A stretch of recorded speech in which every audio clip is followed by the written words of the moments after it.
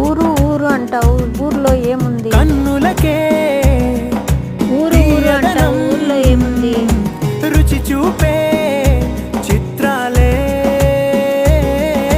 సవ్వడితో సంగీతం పలికించే సెలయేళే. పూల చెట్టుకి ఉందో భాష, అలల మిట్టుకి ఉందో భాష, అర్థమవ్వని వాళ్ళే లేరే అందం మాట్లాడే భాష.